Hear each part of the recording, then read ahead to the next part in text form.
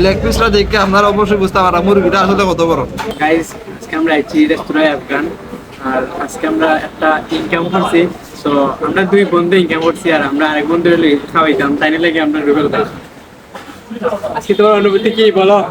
অনুভূতি কি বলবো গাইস, ট্রিপ তো অবশ্যই ট্রিটের কথা শুনলে মনটা ভালো হয়ে যায়।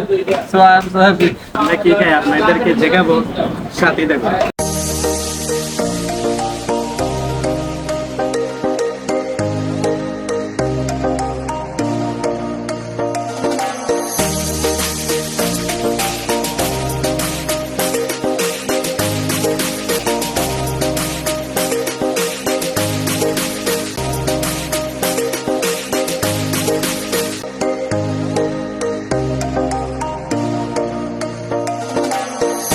তারা দেখো কি মোটা মোটা লেগ পিস আইলো। আমি এটা ওটা কারণ কি তো জানেন না, আমরা দিলে যে বয়লা, আর বয়লার কারণে আমি নিতে খাইতে পারলাম না।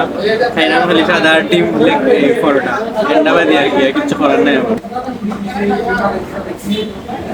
খুবই মজা। গাইস আজকে আইছি রেস্তোরাঁ আফগানো, দুই বন্ধু তারা খুব ইনকাম করছে, এর লাগে আমার ইনভাইট করলো তারা। রেস্টুরেন্ট আই আমরা চিকেন তান্দুরি খাইলাম।